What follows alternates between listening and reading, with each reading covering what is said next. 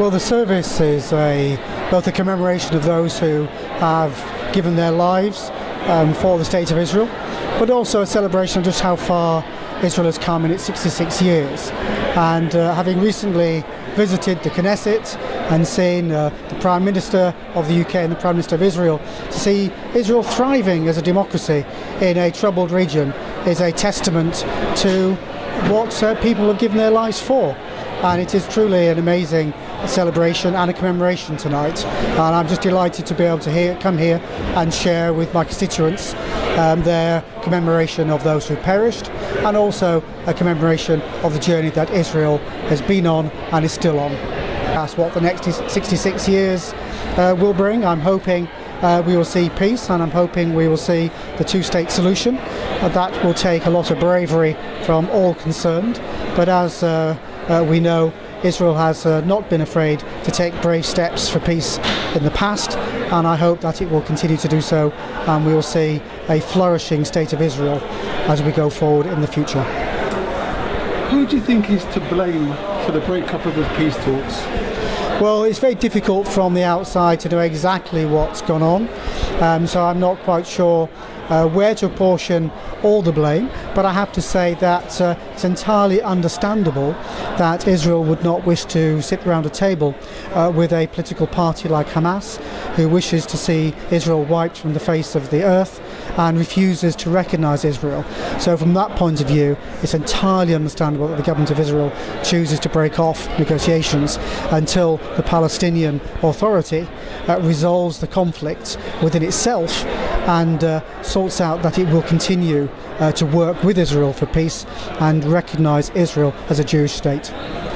Do you think one of the problems was the Palestinian Authority were very reluctant to recognise Israel as a Jewish state? That was one of the biggest obstacles, wasn't it? Well, I think it's continued to be an obstacle, but I think that Fatah had been inching forward, and but I think the stumbling block will remain Hamas.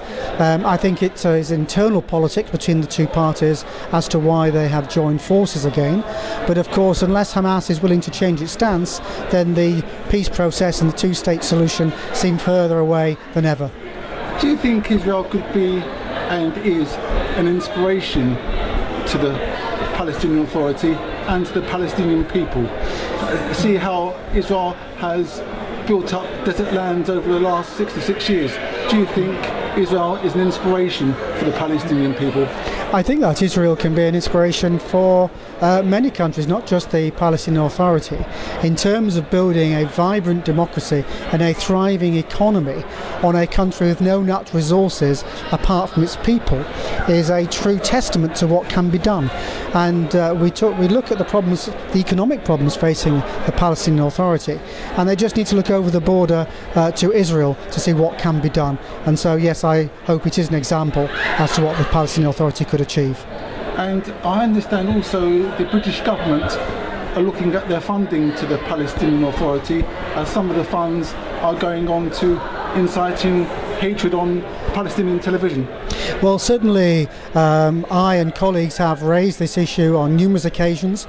In fact, Palestinian Media Watch use some of my questions and correspondence with ministers on the subject as example of how the issue is being raised. The aid budget goes in two ways. One, specific projects, which is quite specifically not funding convicted terrorists. Our concern is the money which many countries give to the general fund, which is unrestricted. But yes, the government is looking at where that money is going and seeing how we can ensure that it doesn't go to fund convicted terrorists. And I and my colleagues in the Commons will continue to press that. And do you think at Yom Ha'atzmaut and Yom Ha'atzmaut events and ceremonies all over the world, do you think there should be some kind of understanding at the loss of the Palestinian people as well? Well, I don't want to get involved in saying how people should commemorate those who have given their lives.